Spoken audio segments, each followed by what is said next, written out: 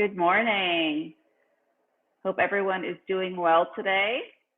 Welcome to Optimizing Online Skills and Career Assessments on Campus. I'm Kristen Schopp, and I'm just helping to host today. Lisa Beckhusen is the president of Skillscan, and she will be the moderator today for our panel. Just a couple little bits of housekeeping, and then I'll hand it over to Lisa. First thing, everyone, please, right now, go ahead and mute, and also turn off your video. I also recommend, if you go to your video settings, if you don't want to see all the little boxes with everyone's names or pictures in them, you can go click to the right of where it says mute your video and video settings. If you scroll down there, there's going to be a button where you can click hide non-video participants and click save, and they'll remove all those names and everyone. So therefore, you'll just see the 5 big boxes. We encourage you to ask questions in the chat, although I'm going to be making notes of those questions, and we'll hold them to a question period at the end. And if time allows, we'll also have periods where you can perhaps take yourself off mute and ask some questions directly.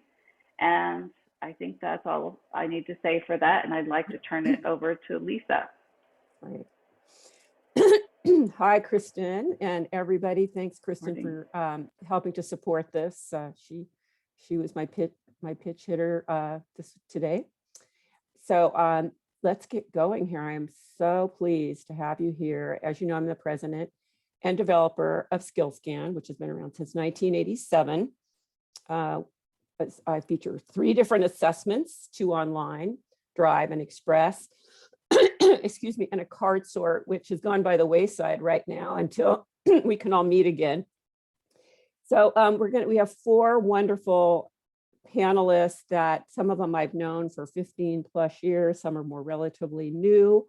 I'm very proud to have them. Why? Because as most of you, you are dedicated and you're caring professionals, and we're constantly innovating on ways to support our students to advance and launch their careers in a way that gets them on the right platform for their, for a long term, instead of this like flopping around undecided forever. So in that regard, I know these professionals, you'll really appreciate what they have to say today. So, and I was in UC Berkeley for 23 years. I retired a couple of years ago. So I know that I gained many best practices from going to conferences, not virtually, and brought back lots of ideas, which I had introduced at Berkeley, which was always a lot of fun because I love to innovate and scale programs to really hit a lot of students. So I'm going to switch now. I just want to cover a quick agenda here for today. Is this the right one? There we go. So here's our panelists, Jane Hayden from University of Waterloo, Bethany Walsh, Bowdoin College, Amy Jaffe from Bates College, and Denise, she said it for me earlier, Leon Baton. I think I've got that right. And then, so our process is going to be, again, we're going to start off in a minute with having each panelist introduce themselves, a little bit about their background, their school, their student population, and their perspective on assessments within their career services office. And then I'm going to show you a Skillscan Drive report because I saw that approximately 25 plus people who signed up today. I don't know if you've taken it. So I'm just going to show it really briefly so you can understand what they're talking about. So then our questions, we'll move into each question, do a little round robin about their programming, the assessments they use, which sections of the report they address, how they connect assessment results to student career objectives and the school objectives, and then talking about, how do they know this is effective? And then we'll wrap up with, 15 minutes, hopefully, of Q&A. So I want to say in advance, I know some people may have to drop off early. So yay. Thanks for our panelists today. I did send an email to folks about getting the free trial if you want it. I gave you a link there that will make that much easier for you rather than using this. And I will be sending out a recording and an evaluation tomorrow. So you'll all get that please give us some feedback on this panel today. I'm excited to do it and I'd love to do more. So I need your, see what's working and what you'd like differently.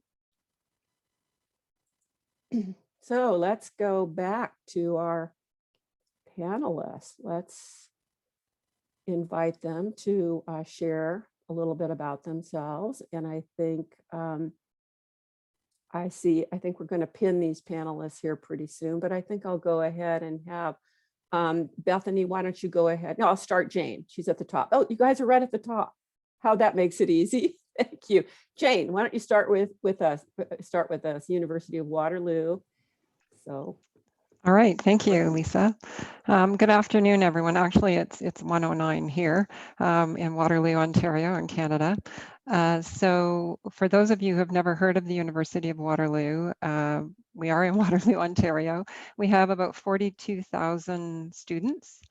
Most of them are undergraduates in 4-year programs, sometimes 3 years, and we have a significant population of master's and PhD students. 70% of our undergraduates are in co-op programs, so alternating work terms and school terms, and about 30% are not in co-op.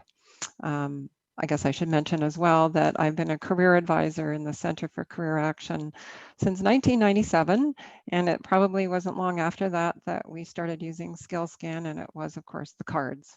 And they do remain very popular today, except during COVID when we can't actually get together with people. I'm not sure if you wanted me to mention anything else, Lisa? Yeah, just your perspective on the role of assessments in all of your career career okay, services. for sure. What's the bottom line there? Yeah, well, we do tend to use a blend of activities and assessments as along with sort of a narrative approach when we're working with career counseling students and alumni, because we also service our alumni. But we do find things like, the Myers-Briggs and interest inventories and definitely Skillscan in the mix of that really helps to give a broader picture that's helpful, whether people are trying to figure out what it is they want to do, or it's, yeah, I know what I want to do now. How do I go find a job in this area? Okay, great. Thanks, Jane. Great intro. Bethany. Hey, Bethany Walsh. My pronouns are she, her, and I work at Bowdoin College in Brunswick, Maine. We're about 2,000 student liberal arts college. We're a highly competitive school. Students come to us bright and motivated and excited and often very confused about their careers. I've been in higher education for 12 years at 3 very different institutions, but Bowdoin's been a great place to really experiment and get to do some really cool things. For career services, we have our traditional advising services, meeting one-on-one with students and helping them find their way, and certainly use assessment tools as part of that. But the parts that we've kind of gotten excited about is how we use career assessments in programming. And it's, I think, both discovering what the options are, as well as giving students the language of industry to translate what they're learning in this liberal arts education to what makes sense to employers. And so those are some of the ways we've been using career assessments. And we focus on interests, skills, and values. So Skillscan's been an excellent tool for the skills part. All right, thanks. Okay, Denise. Hi, I'm Denise Young Bratton. I am the Career Center Coordinator and a member of the Career Counseling faculty at Glendale Community College in California. There is a Glendale Community College in Arizona, so we're not that. We get a lot of calls that think we're Arizona, but we're actually California. I have been a practicing career counselor for 23 years, 18 of those years in the California Community College system. And previous to that, I worked for 5 years in the University of Southern California. And I've known Lisa for a long time. We've been users of Skillscan for over 20 years at the college.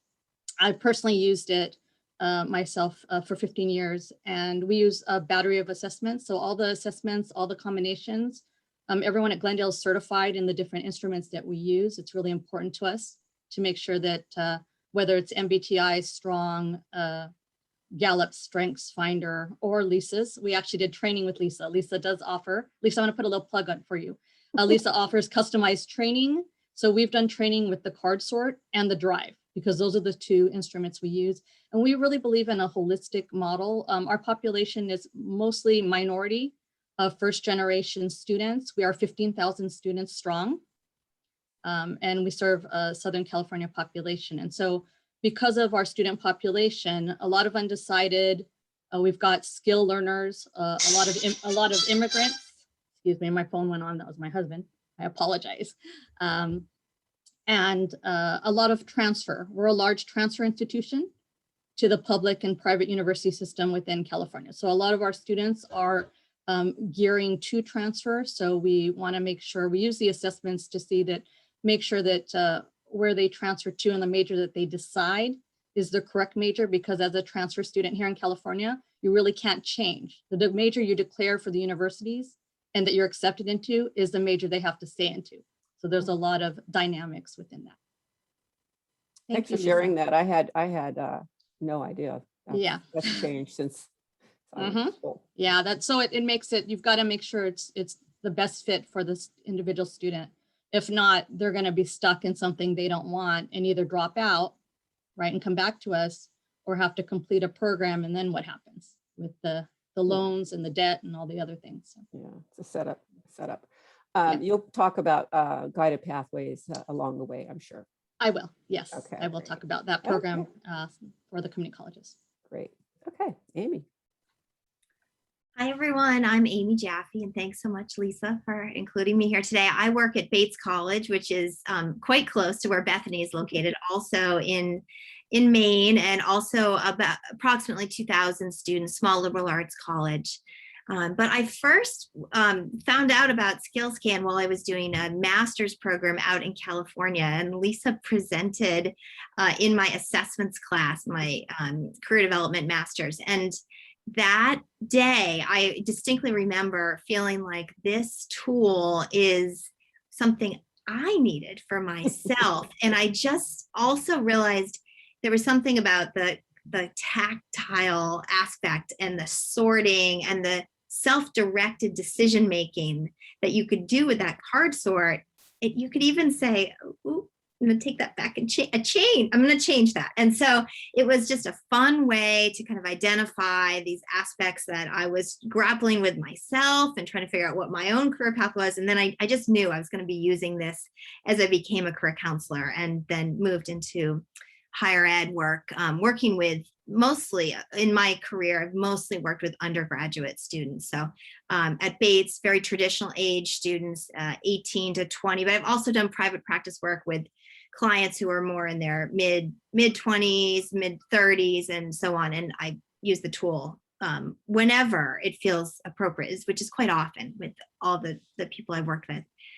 At Bates, about 5 years ago, the traditional career office transformed itself to integrate a more philosophical approach that was inspired by the design school out at Stanford and the designing your life concept. And this we really wanted to emphasize the idea that students could spend time knowing themselves and knowing about their interests and values and skills, similar to what Bethany spoke about, that could be a starting place, and that students don't necessarily have to know what the job title is that they're going to be, but instead get in touch with what they love doing.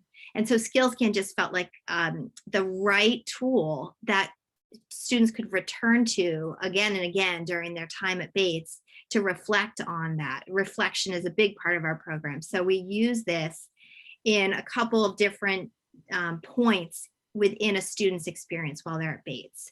And we can get into more specifics about that as appropriate, but I just will say that the students who use it gain so much from the experience, and they do return to it and use it again. So, and I guess that's all I'll say for now.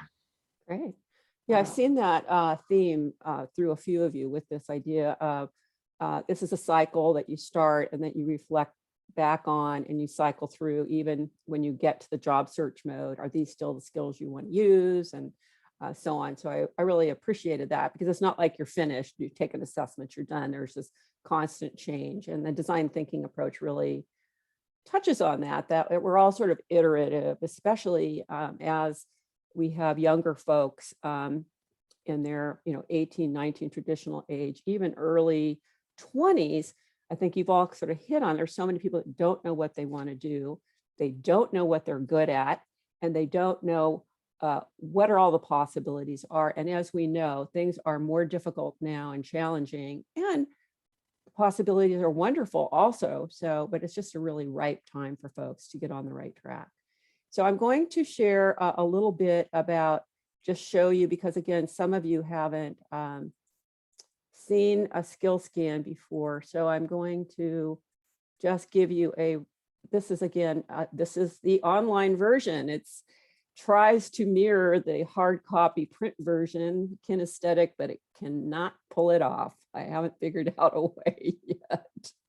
So, but here's a report that I did. But anyway, one of the things it does do, which is same as the card sort, is the skills are broken up into 54 skills, broken up into these 6 color-coded categories. So the color coding is really, really helpful, the naming, the wording, and these again are transferable skills. So the goal of it is to know your greatest strengths and to use them for personal clarity, focusing, exploring, developing, and marketing yourself. So it was designed to carry through each of those stages.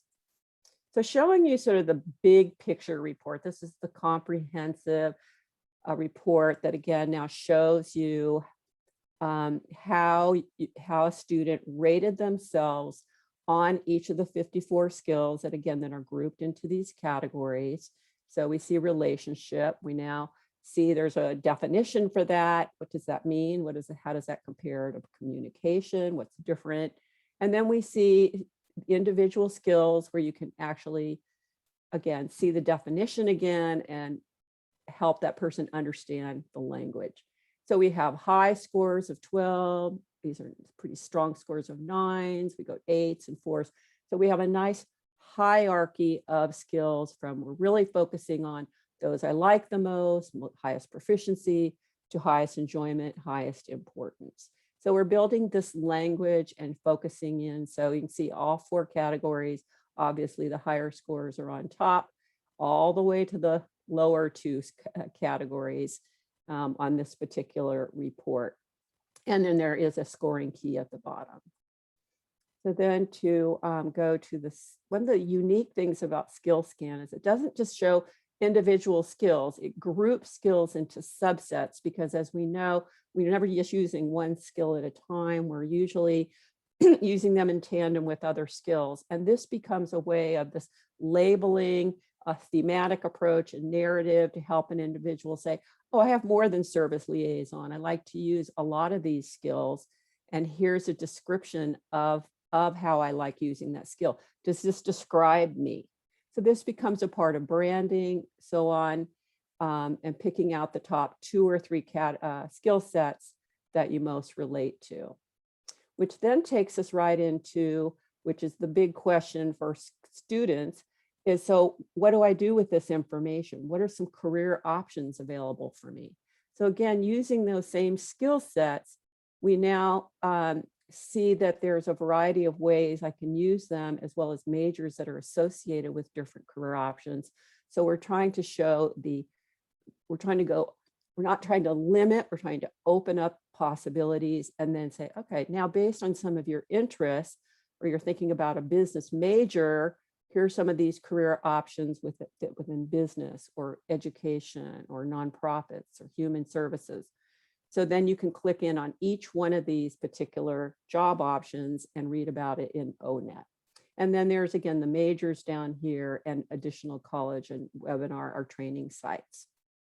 So I think this is one of the sort of the big core piece, like what does it all mean and how can I really start exploring? The skill development now, as we use a kind of aspiring approach to strengths-based approach to development, it now based on the person's selections, it has them select their moderate proficiency but high enjoyment skills, and it gives them a list of the skills with practical and ideas, as well as training activities, educational options to explore developing these. So when we think about the design thinking approach as trying it on, try it on mentally, and then see if you can't even try to incorporate doing some of these activities in everyday life. So the last report is a strategic profile. It's just a summary of all of the skills, the highest skills, these support skills, and your high potential skills. You say, print this out, put it on your refrigerator, and really get knowledgeable about your strengths. And the last thing I'm going to point out is this next steps that for launchers, as we call entry level, there's just a whole slew of additional activities and resources here. This was meant to be self-directed for folks, but again, this is kind of fun. I think counselors find this as helpful to see how to apply the results and help clients. So that's pretty much what I wanted to just show you about that. And again, for those of you who joined late, I sent out an email that has a link if you want to test it out, but also just email me, or you'll see on the last page of a PowerPoint you will receive tomorrow. It has the link. So let's go on to the heart of the program here. Our first question is, what programming and assessments do you offer, and what stage are your students in when you're offering them? So programming, we all know you use Skillscan, but I go, some of you start from freshmen, some of you go to seniors. So let's open it up to that, and we'll have Jane go ahead and kick us off. Okay, well, we work with all levels. As I mentioned, we have master's and PhD students as well. So we tend to have advisors that specialize with different populations, but a lot of our work is with junior students who are lost and not sure where they want to go. So we use a number of instruments, including Skillscan, of course, to help them in one-on-one appointments. We have workshops. We had one that was just exclusively discover your skills. We use the card sort of Skillscan, and we use it in our workshops like a branding, your personal brand workshop, LinkedIn to help identify skills. So I think a major part, I don't know if you want me to go in at this point to the courses, or do you want me to wait for that? Talk a little bit about the EDGE program and the PDI. So prior to co-op, so I mean, there's a reasoning behind, if you have a co-op program, you're going to go get a job. Yeah. Why? Yeah. Okay, absolutely. So we have a requirement. It's a required professional development course that all co-op students have to take just before their first work term. And it's designed to help them with their application process. So obviously they look at resumes and cover letters and interview skills and things like that. But we also have a portion where it's sort of self-assessment to help them better position themselves for, which jobs should they be applying to that might help feed into their career plans. But because they are, young, and co-op is so important, they, depending on their faculty, they need to have anywhere from 4 to 6 co-op work terms to graduate. And of course, they want to make the money as well, and get the experience. But so we use Skillscan as part of this course to help them to determine what jobs to apply to based on the skills that they've now determined having completed the assessment, and we use Drive. Which skills, do I really enjoy using and feel confident using that I can showcase to employers, and how can we do that? But also, which skills have I just realized I probably should be developing? So how we take that and then apply it is they're required to find 2 job postings, and we have a chart for them that they list the skills that the employer is requiring in each of those postings. And then, are these some of the top skills that have emerged on my personal skill chart or strategic skill profile? Yes, no. And then based on that, okay, which one seems to be the best fit for my current set of skills that I enjoy using? And then also, from my high potential skills, might there be opportunities, and more so in one of these than the other, to allow me to develop those so that I'm going to be better positioned for my next co-op job posting? So, and we use that in the co-op one, but we also have a course that's similar for non-co-op students who have been feeling horribly left behind, and, in this competitive world, that they don't have the work experiences. And we do have a fairly large international student population at Waterloo. And for many of those students coming here, they haven't been allowed to work while they were going to school. So they're feeling at a real disadvantage. They're not in the co-op program maybe. So we have a similar kind of program for them to help them feel a little bit more competitive. And I believe you said as well, so they can start using their skills in volunteer activities, Yes, projects. internships, exchanges, yeah, and take a career planning course, which I used to teach. So that was, I think, one of the first ways I got involved with Skillscan. For 15 years, I taught a for credit career development course on campus, and we started with the card sort, but then graduated to drive. And at the end, well, I'm going to leave that for a future question. Yeah, great. Okay. Okay, thanks, Jane. Bethany. Yeah, so at Bowdoin, our programming is both very targeted. I'll talk about sophomore bootcamp in particular, but we've also been using career assessments in particular to help students see their experience through Bowdoin as kind of a portfolio.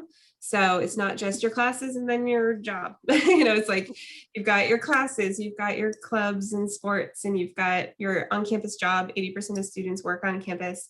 And so one thing we've been doing with Skillscan in particular is working with, for instance, student employment to help them, to help employers as they post jobs, identify which skills you're going to gain and learn as a result of doing that job, just to sort of reinforce this intentionality of, and making a parent of what are you learning? You're not just working and pulling in a paycheck, you're learning and you're experiencing, and what does that look like? So and we've done that with some academic departments as well. Sort of how do we get students to understand what they're learning? What do they like about what they're learning? And how does that then translate to the outside world and what they might want to do beyond Bowdoin?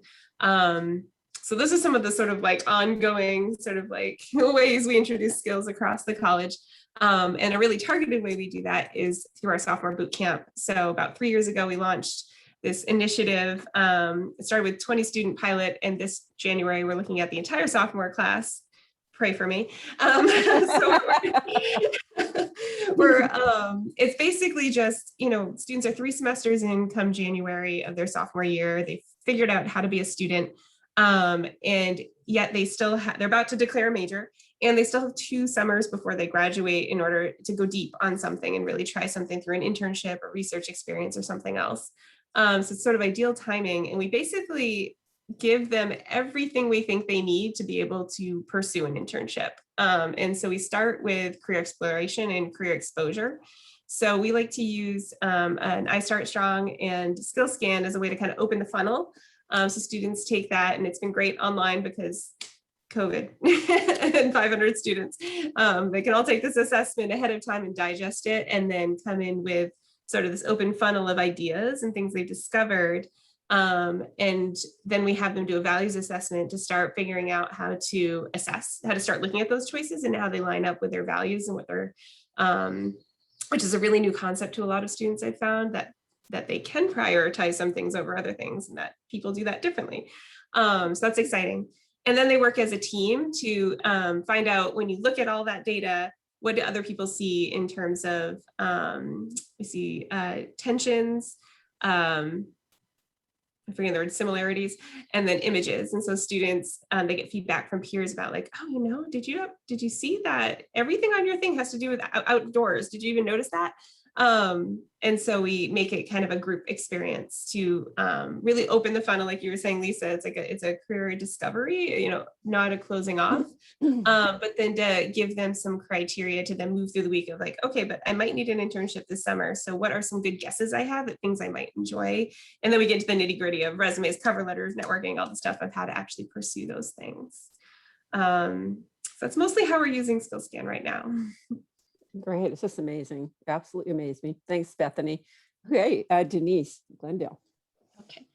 So let's see where to start. So our student population is, as I said earlier, mostly, I guess it's like 30%, 30. So I'd say like 30-40% first generation true freshmen, right out of high school. We have a lot of programs. We work closely with our high schools. We have dual enrollment programs where a high school student can take classes from us and at high school to complete their high school requirements. So we are very tied to Glendale Unified School District. We have a very close relationship.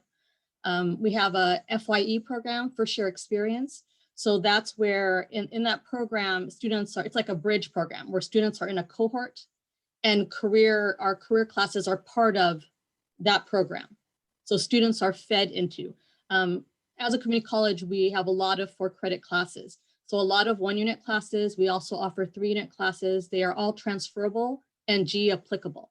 So our courses transfer to the university systems within the state of California, and they also cover general ed requirements for those systems. We also have quite a bit of adult reentry. So we have students who've never gone to school or maybe went to 1 semester of community college, dropped out, coming back to school. We also have skill training. So we have at Glendale a large population of immigrants from Iran and Armenia, because Glendale is the largest, the city outside of Armenia. Outside of Armenia, we have the largest population of Armenian citizens, basically. So we have a large, our college is about 45% Armenian, either from Armenia or Iran, Iraq, Syria, and they come as refugees. So they come in a refugee status to America. So we have a lot of people who have degrees from Armenia or Iran or Iraq. And because of their status, they come to Glendale because they have degrees already, but they don't have the English language skills. We have a lot of English language learners. So they're coming to learn English and also learn about the job market, on how the job market is. And our last population would be career changers, people who have degrees and want to further those degrees. Maybe they have an associate degree, now they want to go to the university. So in order to do that, they have additional courses to complete at a community college to be able to transfer to the university system. Lisa, So do you funnel people then into the career planning classes? How do they? Yes. Well, yeah. So we offer a lot. So like in the high schools, because of our relationship with our local district, they funnel a lot of their seniors into our classes. And because we do orientation at before COVID, we went into all the high schools and did our orientation so that they didn't have to come to us. The college goes to each of the schools. But now because of COVID, everything's virtually done through the virtual environment. So the orientation is done virtually. So, and the career services is a part of that whole orientation. We are very connected to orientation in general, the Welcome Center at Glendale. Everything is connected to us. So that's how we get a lot of students. We offer about 9, depends. I think right now we're running 9 sections of our 1-unit class. We're offering summer, winter, fall. And then our 3-unit class, we run, between 3 and 5. It just depends. But it's a very popular class because we have lots of undecided students. We do one-on-one counseling as well. And we do the workshops like everybody else, group work, group work when we can. Of course, it's a challenge with COVID because we're still remote.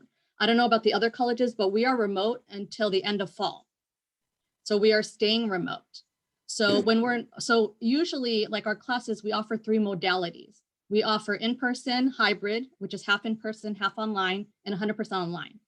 So we were doing that previous to COVID, but of course COVID, we've had to change how we teach our classes. And like Bethany and Jane, we do, holistic model of career counseling. So values, Dick Nodell card sort, values clarification. We have all versions of the STRONG, from iStart to college profile to combined, all the versions you have, and all the versions of the MBTI, step 1, step 2, combined interpretive report. Because we're all trained, we're able, and we offer free.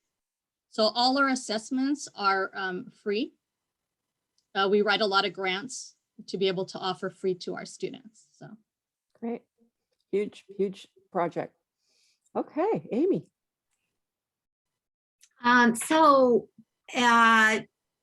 Bates, I'd say we do some one-on-one and facilitated work with Skillscan.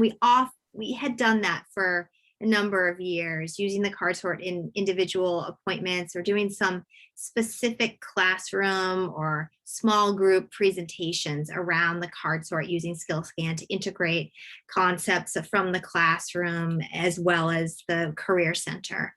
And then in the design of the Center for Purposeful Work, we launched a paid internship program. So this program is both through some of our own, what we call core employers who offer paid internships. There's sort of that the relationship is managed through our office with those employers, as well as an opportunity for students who find their own internship that's a no or low paying internship on their own. They can apply for the funding so that they have a paid summer experience. And so in the design of this program, we wanted to establish some sort of self-assessment aspect. And so we started with Skillscan and in the very beginning. And in fact, a Skillscan assessment is required for anyone to apply to anything in that program. So what we found by doing that was that all the students who were potentially or possibly interested in getting an internship would take that assessment to fulfill one of 3 requirements for application. That the other requirements are cover letter and resume review. So we're really trying to integrate these like early steps into students' thought process before they even start applying for their internships. And then as part of the internship program, whoever's selected for that program, it is competitive.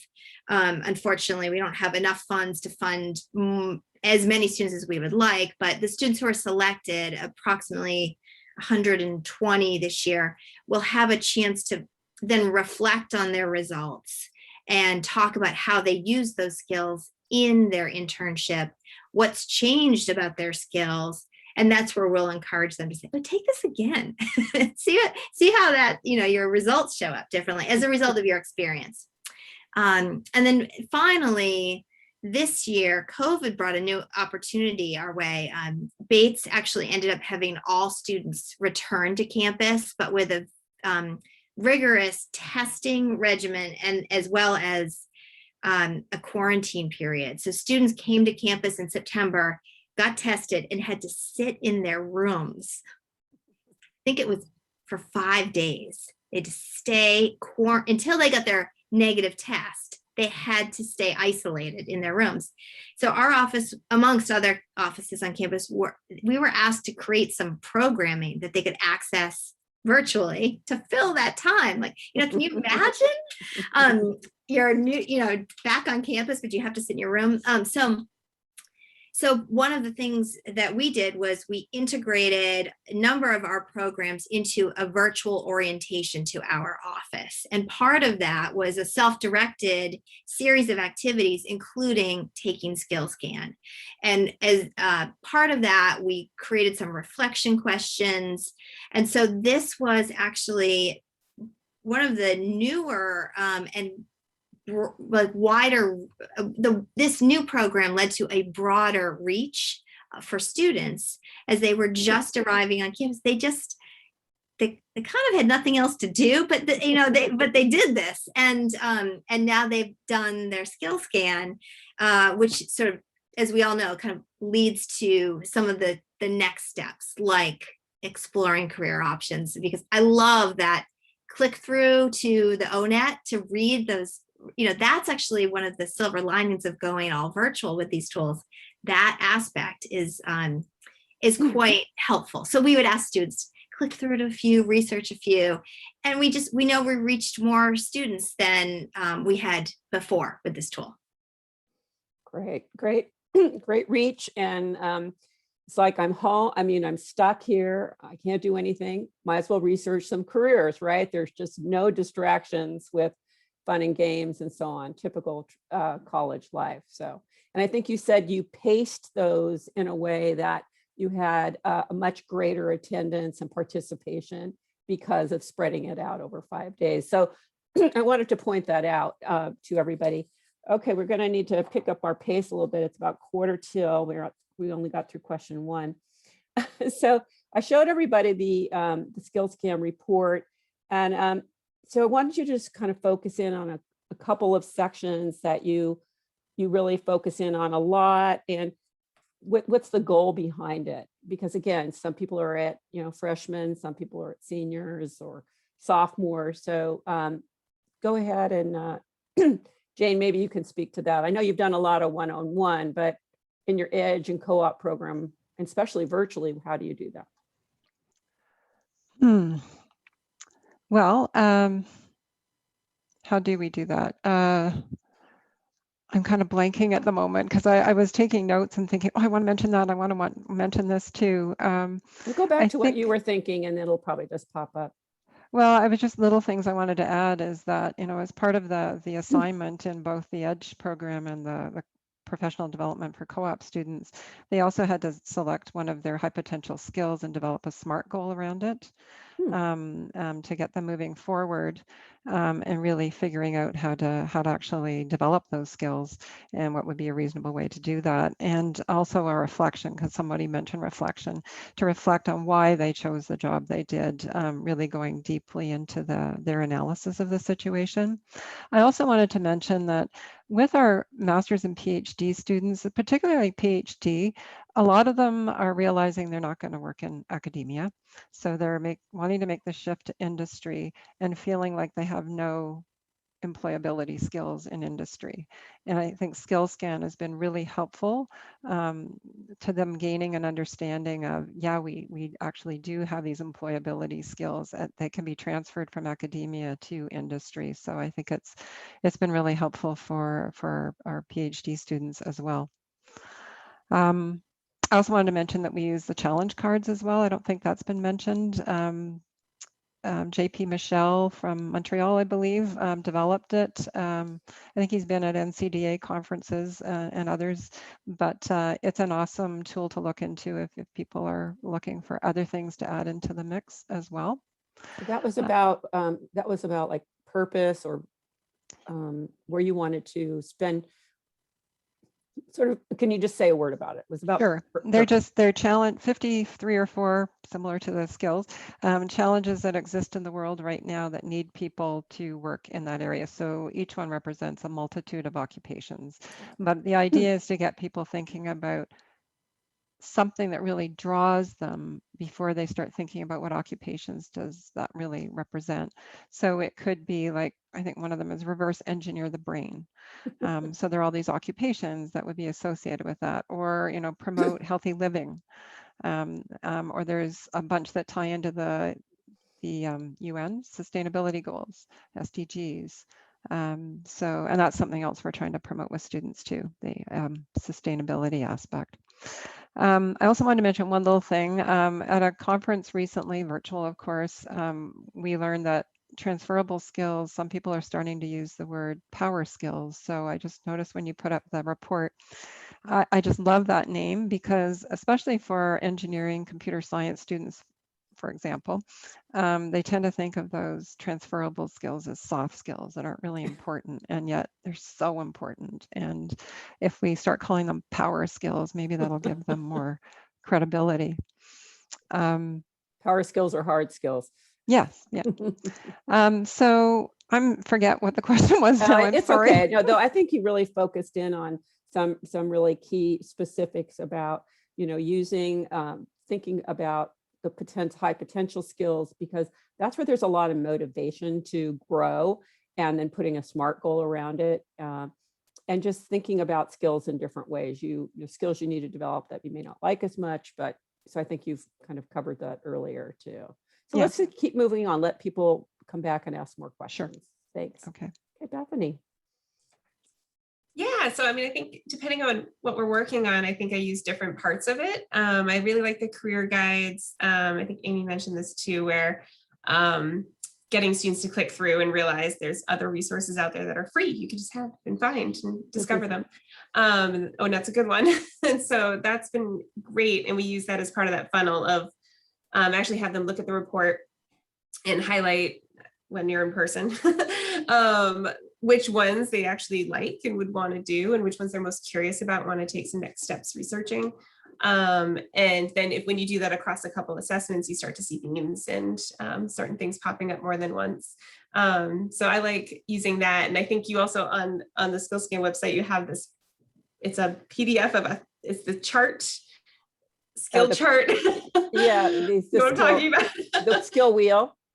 Yeah, well, there's the wheel, but wheel. it's also the it's like, you know, relationship, and it breaks it down. It's a reference chart. Yeah, it's called reference like reference chart. And I love that because I'll have students, even before they look at the results, go through and cross out any of the ones they're like, I would never want to do that, and then highlight the ones they're like most curious about, and then we go back and look at their results and say like, oh, you know, how does this resonate? Does this make sense? Is it not? And we have that discussion. So that's kind of fun. And then I also use just that first summary sheet for really resume building. So when they're identifying the skills they're both good at and really enjoy, then we sit down and brainstorm, okay, well, how do you know you have that? And how do you know you're good at that? Let's think of examples of when you've done that. And we literally start writing bullet points based on the skills that they're identified. So those are probably the two ways I use it most frequently. Okay. All right. Denise. For individual appointments, so we have several appointments with each student. That's the way we're set up. So we devote one of our appointments to Skillscan. So the whole appointment is going through the entire report individually with the student, the drive report, and looking at, you know, there's a lot of pages in there. That's why we take all the time and looking at skills they want to develop, talking about what do they think of the ranking of the skills? Is that accurate? Where does that show up in their life, right? And then for our classes, we do it in the classes, but of course the class you have 30 students. So even though we devote an area of our class to the discussion in a broad sense, right? Using a sample drive report. We require each student to have an individual appointment with us. That's actually required. That's actually a part of the class format. So they must, they're given points. Basically, it's like a homework assignment. They must schedule individual career counseling appointment with one of the career counselors. It doesn't have to be the instructor of the course. And the instructor goes over actually all the assessments. So we do a 1 hour and we'll go over the 4 different the values, interest, personality preference, and Skillscan and tie it together for a student. And if they have extra questions, they can make additional follow-ups to see how does that fit together with their career goals, with their major goals, with who they believe themselves to be, right? So that's how we use. So we and Lisa knows this because Lisa has pre-COVID, she's come a lot to our center to see how we use Skillscan, but we do use it very detailed, very specifically. But luckily we have the time to do it. Everyone else may not have that time, but we are allotted the time that we need to, whatever the student needs. Our dean's very supportive, and our director of whatever the student needs. If you need to take more time, more appointments, then go ahead and do that. So thanks, Denise. So Denise is sort of referring to the integrating of the Skillscan with the Holland and the values and Myers-Briggs. So that's all sort of a kind of a nice package of way to see these overlapping themes. So thanks for bringing that up. Let's move on. Amy. Well, I'll just mention one thing that I do some of the things that other people have mentioned, but I'll mention one that hasn't been spoken of.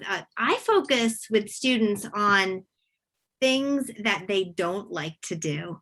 And I like to give them permission to not like some things, especially with the super high performing students and the sort of tendency towards perfectionism. And so the fact that we're working with students who were in high school, they were doing all the things, they're doing everything really well. And that's sort of how they think they need to approach college also, is just do everything and do it well. And so I like to talk about how burnout can happen and help people understand that if you're doing things that you're really good at, but you don't like doing them, that's going to drain you of your energy. And you want to be careful as you enter the work world to be quite conscious of what you are good at but don't enjoy, and find focus on the things that you love doing.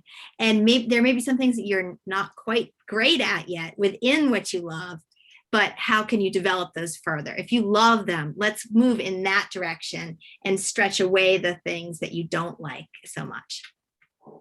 Good point. There's so much pressure to be high performing and in every way, and it's just not realistic.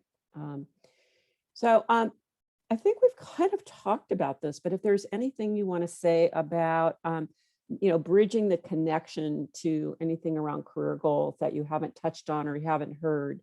Let's see what Jane, is there anything kind of like you want to share about that whole bridging? I think you've done a really good job with, selecting career options and evaluating them for fit throughout the co-op program. But anything else that we're not? I remember, was it, one of you said something about that it helped in looking those who are in the STEM program to see that there's other options besides research. So I'll just throw that out there. But Jane, anything else you want to add?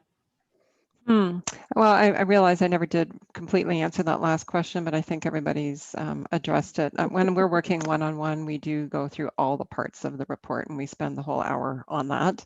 But obviously in the group settings with students, classes, that's not possible. So we've had to zero in on certain aspects like the high potential skills. How do you develop it? Looking at, what categories your highest skills are in, what does that suggest to you? So those sorts of things. I did want to comment, I think it was maybe just Amy talking about the skills that students don't like. We have to be kind of careful in co-op because students don't have a lot of options for the jobs. So we do try to really impress on them that, once you graduate, these skills, not the high potential skills, sorry, the ones that you've identified as, I don't really like using these.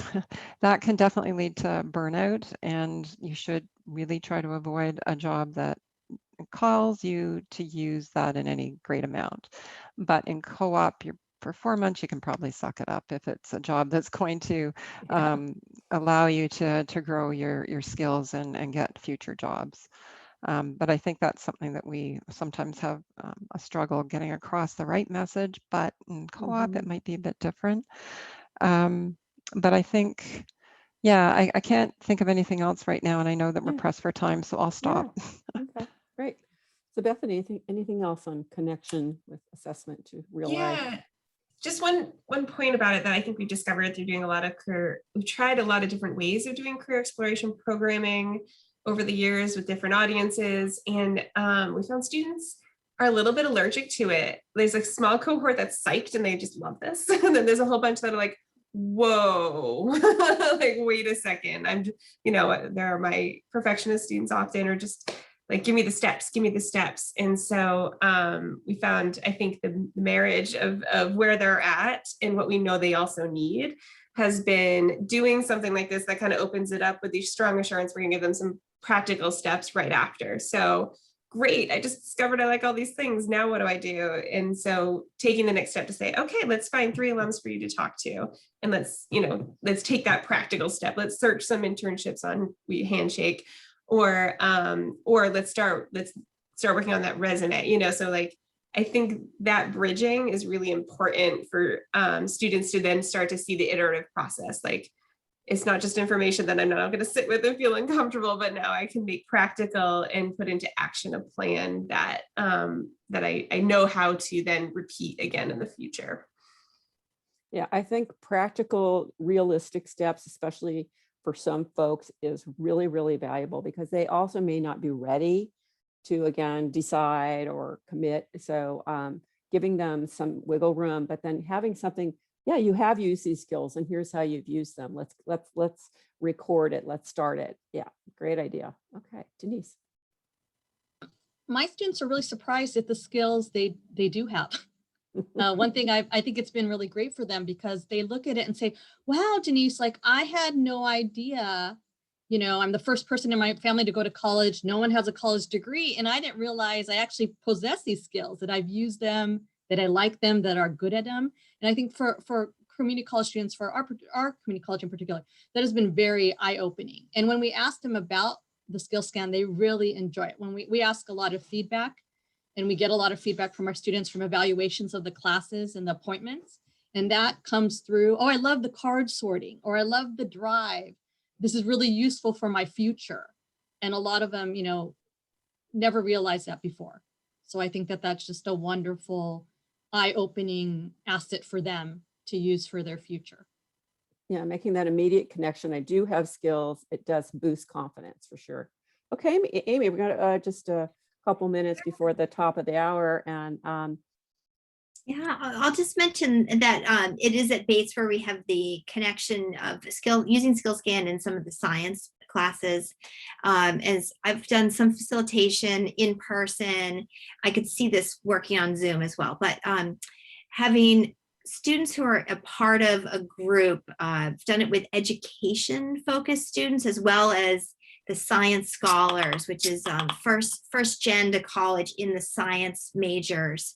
And what is really fun about doing a group Skillscan assessment is when the students share their results, they see that there's much overlap in the group. They all have, one or two of the same things, and then they all have differences. And that's a fascinating conversation in both of these settings that I've had with these students, where they love science, but they actually really want to focus on communication related to science or education about science. And others want to go down that traditional research and become a scientist. And so the Skillscan really illuminates that sort of unique combination that we each have, and how that can lead to differences in career paths, although they're in the same class together. So it's been really fun. There's nothing like sort of having students share. I used to think all my MBA students felt like everybody has the same skills. We're all MBA students. And so that became that nuanced process where they could take ownership and see, no wonder you're drawn to marketing, or why you're drawn to finance, or why you want to get out of finance and go into marketing or whatever. Right. So great points all around. We're pretty much at 11. I think my inclination is to open it up to Q&A. I know that last question was like metrics, or how do you know it's been valuable? I think all of you do some sort of student evaluation, course evaluation. I know one of you do a pre and post. I think, is that you, Bethany? They do a pre, like on these different dimensions of competencies. How confident do you feel? How strong? And then they do it at the end of whatever a period of time. So then they've got that difference, which I just think that is an excellent to kind of prove that you have grown and developed and learned, right? I don't remember hearing of any other particular ones, but does anybody want to comment before we move to Q&A that you do a different form of metric to evaluate Skillscan and other assessments?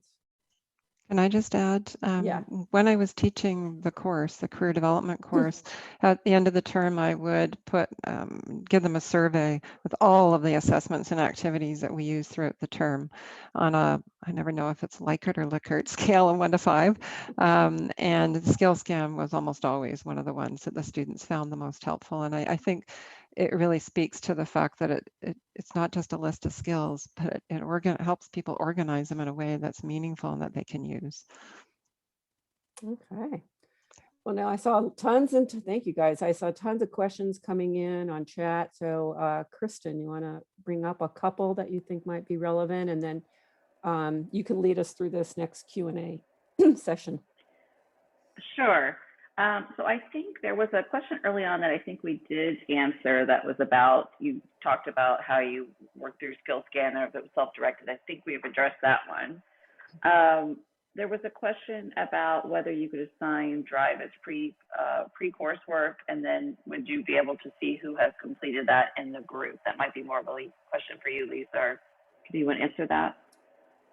I think almost everybody would use it in advance of, and then they meet to talk about it. But yes, all the client reports would be stored in the counselor account. So they wanted to access it. They have complete access to all the reports. Yeah. There was a couple of people have asked about, have we mapped the 6 categories with the NACE competencies? I haven't done a one-to-one. I've definitely looked at those competencies, and it's typically the main ones that are in common are the analytical, the communication, which touches on relationships, the interpersonal, and the leadership, which they describe more in terms of initiative. There's a lot of other like technical expertise or comfort with ambiguity in some of those, but in terms of, there's 3 or 4 it maps pretty nicely too. Anybody else want to say anything about the NACE? Yeah. Okay. All right, let's see if we just have some live questions that people want to raise their hand or if they want to unmute themselves. Yeah, feel free to unmute if you'd like to ask a question. Not seeing, looking I'm to see if just we have any kind hands of, raised. Go ahead. hi, John here. John. I'm just kind of curious. So there's a large group of you don't actually work for Skillscan, but what brought you here to take the time to talk about Skillscan? I'm just curious. Hey, I asked them that why they wanted to participate. Let's hear it. Well, I love the tool. I think it's incredibly helpful to students. And it while I have used Myers-Briggs and Strong and the challenge cards as well, I think this just is a perfect package to address the skills aspect. And I've enjoyed working with Lisa so much over the years. She's like the perfect combination of completely understanding career development and what we're trying to do with our students, and just super business professional. And this has been great customer service over all these years. If you need something, it's usually there 2 days later, and I'm in Maine. So it's just been great to work with her. Yeah, and I agree with Amy. I'm actually on vacation. So I'm not even at work. I'm actually off my contract right now. But Lisa's extraordinary. She is a career counselor. And like Amy said, I love the instrument. As a practitioner, she is a practitioner, knowing that it was developed from someone who understands career counseling theory, pedagogy, and practice. Makes all the difference to me as a practitioner.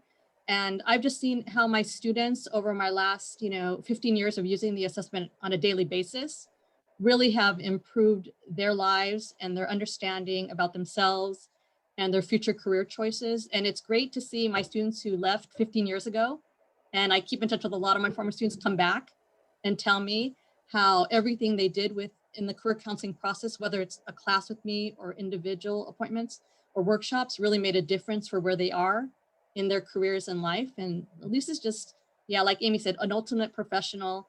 And she asked me, and she knew I was on vacation. So she knew I've been on vacation since June 10th. I tried to get it earlier. I tried. Yeah, and I said, that's okay. But yeah, that's the reason I took my time out, or else I'd be doing house chores probably right now. I'm glad I saved you from that. At my parents' house helping out. So. Well, I certainly agree with everything that's been said. The customer service has been amazing. When I was teaching and a student couldn't access it, I'd email Lisa, and within the hour, I'd have it resolved. So that's been great. Plus, having used it in workshops and one-on-one with clients, I knew from their feedback that they really got something out of it. So when we had the opportunity to develop these courses for professional development courses for co-op students and for non-co-op, I was the one that advocated for using Skillscan as part of these courses, and it's gone over really well, to the point where it might have been a pilot, but now we're keeping it. So I think it's just a really helpful tool to have in your toolbox when working with clients around anything to do with career development. I knew why I picked you guys. I'll just add ditto and everything, but I think every time I venture out to do something new and creative and kooky, the world of career people have been extraordinarily giving of their time, expertise, creativity, and feedback. So it's sort of my chance to give back and to advocate for something that we figured out has worked really well for our programs, for our students. And so with that, I'll also kind of throw out there, happy to talk offline with anyone about anything you're developing or crazy ideas or more details about what we're working on. Great. Well, I would suggest you all reach out to these folks on LinkedIn, and I didn't give their email. So reach out to them on LinkedIn, and I'm sure they'll happily support you. We're all advocates for career development. And as you said, I just see the change that it makes in folks' lives, and I'm glad to be I'm a partner in that. I feel like I'm truly their partner as a coach and as as a business. That's how I see myself. Okay, is there any last questions there? Should we wrap it up? We've got 12 people. We've got 8 people here staying the hour, the extra minutes. Yeah. Anyone else would like to unmute and ask a question? Thanks, John, for asking that. I can't, you can't see, I practically have tears in my eyes. Oh, thank you for the response. It's helpful to know, definitely. That's great. Well, there's your questions. I'm going to give you all the gift of time. And again, thank you all so much for participating. Thanks for spending your lunch hour or coffee break time with us today. Appreciate it. And again, don't forget there is, the free trials available. I think I emailed most of you that I don't think have taken it. So anyway, I'd love to be in contact with you. Let's connect on LinkedIn. And I hope you all have a great vacation. Try to have some fun, Denise, and for the rest of you too. Amy, Jane, and Bethany. And thank you so much, Kristen, for helping us out today. You've been absolutely fabulous. Lisa, can I ask you one other question? Sure. I got forwarded information about your training for Skillscan that's tomorrow. It's kind of a bit short notice for me. I am interested. How often do you give the trainings to be like certified? We don't need to be certified, by the way. So happy to give you a trial use anytime. I have like 6 people tomorrow. So if you want to join, you may. I also do it on a tutorial basis. But the next time is November, because I think it's 10th and 17th, because fall just gets so hard hitting for so many people that I wait. November seems to work for most people. Does that help? Gotcha. Yeah, thank you so much. Okay. Well, we are at 11:10. Let's call it a day. Have a wonderful day, everybody. Have a great day. Okay. And Thank you. Have a great day. Thanks. We hope we see you next week at the NCDA conference. Amy and I will be there, the Well, virtual conference. I've got a resume workshop, resume reinvention on demand. Okay, I'll be watching that. Or look yeah, for it. You I'll get it look anytime. for it. I haven't seen the whole program yet. Whatever. Yeah, so I'm on demand, folks, and in demand. I'll definitely be. I'll look at your on-demand workshop. It's really cool. Jamie's on there with me. Okay. Oh yeah, awesome. Yeah. Okay, Jane, Okay, Bethany, all of you guys. Thanks, You were Lisa. absolutely wonderful. Thank you. Lisa. Nice to connect with you all. Yes. Bye. Bye. Bye.